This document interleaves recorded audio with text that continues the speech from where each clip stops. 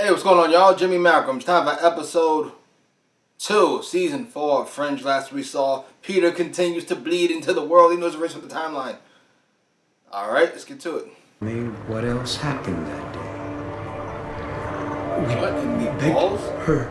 Taking time. It's almost over. My brothers and I, we begged her to keep it. We wore her down. Pete.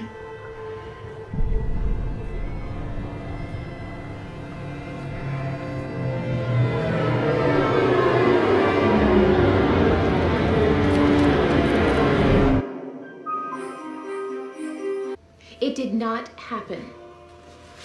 That doesn't mean that I have to like them. There's another mirror in the back storage cabinet. Kennedy, help me. Lincoln. Thank you. No problem. Kennedy, that's fucking fantastic. Because if I went out with him, then I would start having second thoughts like I always do, and then he would get hurt, and then my workplace would become awkward, and you know what? He's not even my type. Do you ever think that maybe your type just doesn't exist? Dunno. That's fantastic. Because these crimes weren't committed over here.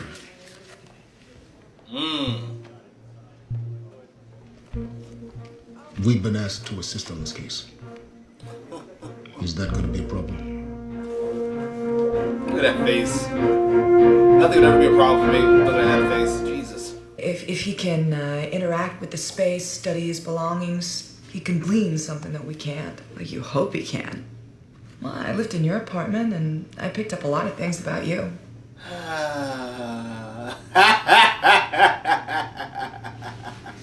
Will you excuse us a moment? Liv is being difficult.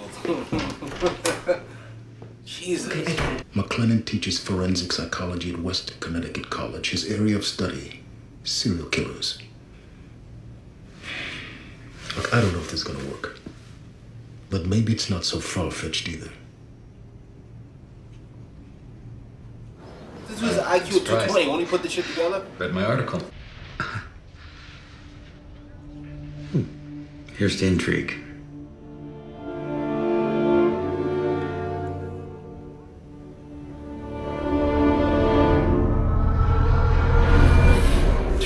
Okay, thanks. Agent Lee?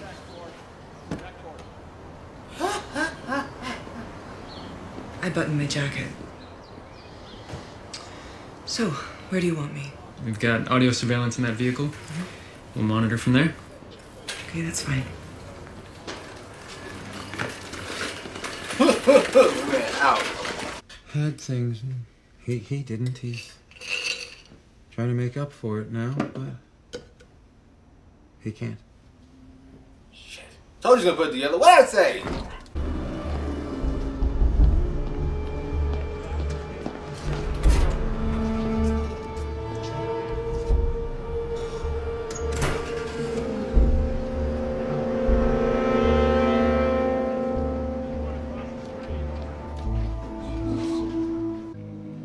That's what he looks for.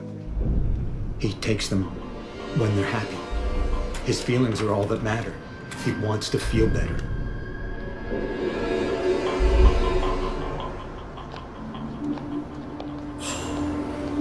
Took mom, huh? Do you know that man?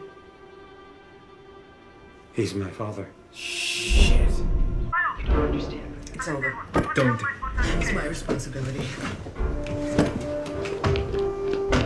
Jesus. I'm finished here.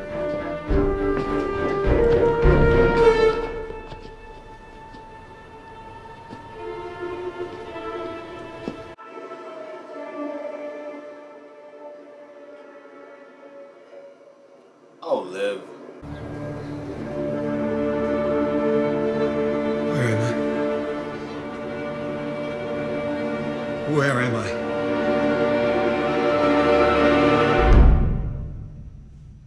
To be fair, if we would have saw that shit, he might have figured it out anyway. I knew something was wrong with me. My father, he knew it too. Heavy hand to try and fix me. The brutality of it, I mean, it was...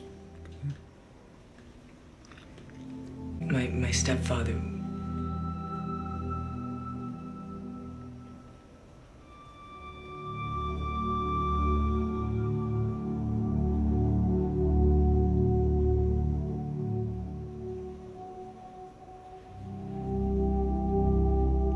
It's no mistake that I do what I do. I want to understand myself. And what my father did with cruelty, she did with love. She taught me that I didn't have to live in the darkness. That when I got the urges, that I could just step out of it into the light. Jesus. This is it.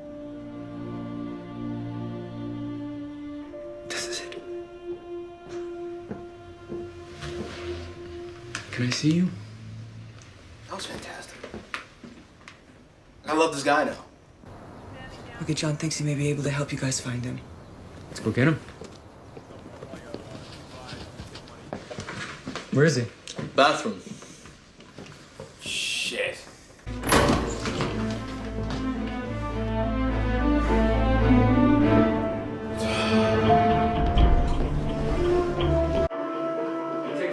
What? 13 hours plus or minus. If you're right, Agent Dunham, then finding Professor McClellan is our best chance to save Marie Miller. Let me know when you have something. How is he alive? I understand Peter was raised from town, but that doesn't change whatever the fuck. I understand, but in the photograph, he was standing in front of a tractor with commercial plates. Pennsylvania TR53H79. We can trace the registration. That photographic memory, boy. How the fuck is Boris alive?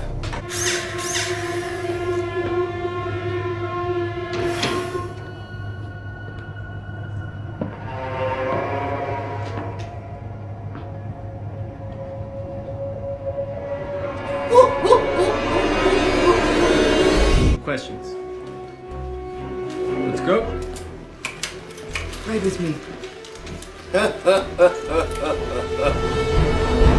Yes, I can show you how. Maybe you can.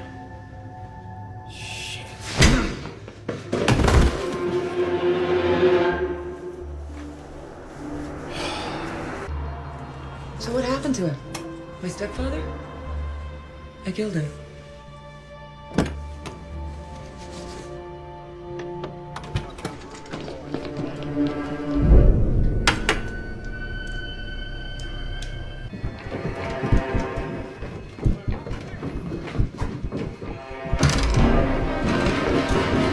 Shit.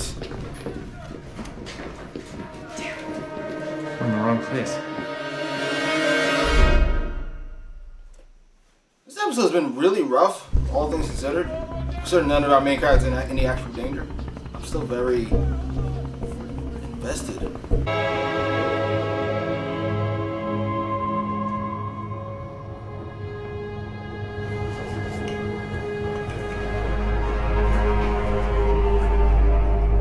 Did he leave?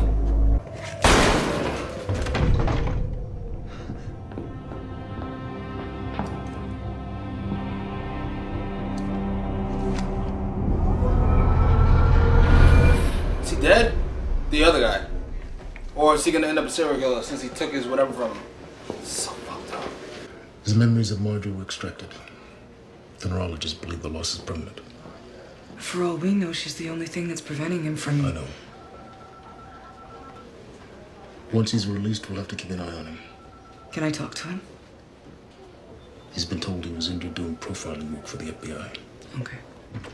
This is so fucking sad. Feel better soon. You know what they say? That even when it's the darkest, you can step into the light. Aww. He knows what she taught him, but he can't remember who she is. How's that possible? Always felt there are people who leave an indelible mark on your soul. An imprint that can never be erased. Ah, it's beautiful, Peter. Not. Here. Walter, right here. Jesus. Right here, Walter. Right here. Walter, I'm here. Can you hear me? I'm right here. Walter.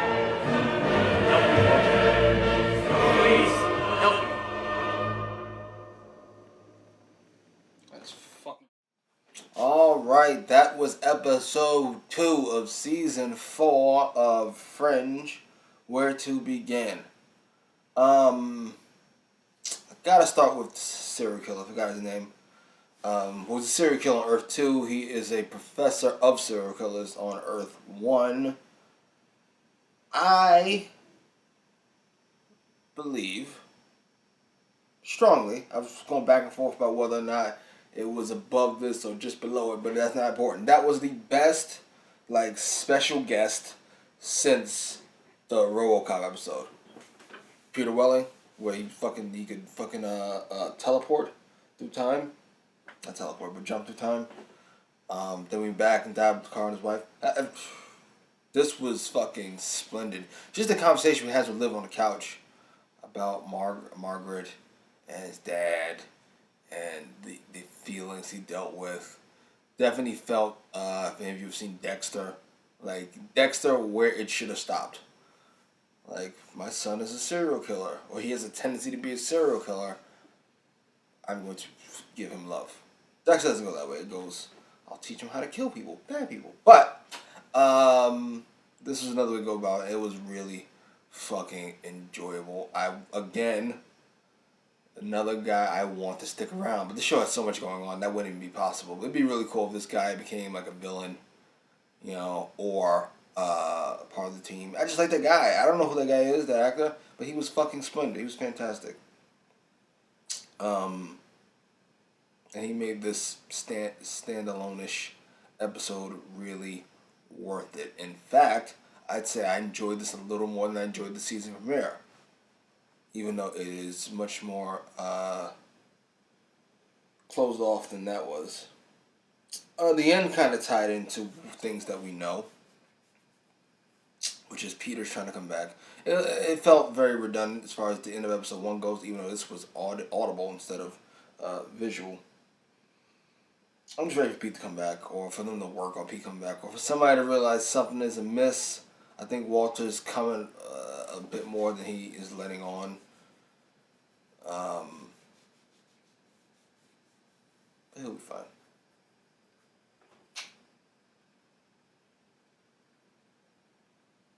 Two questions.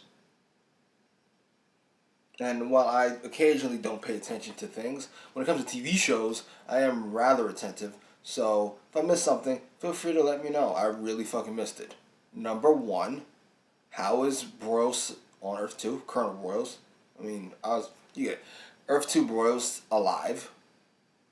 I assume it has to do with changes to the timeline.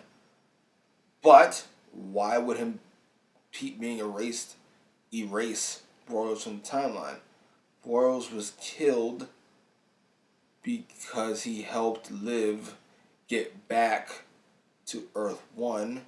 Liv has acknowledged that she was on Earth 2, that she was kidnapped, that her life was taking over. So Broyles should still be dead, right?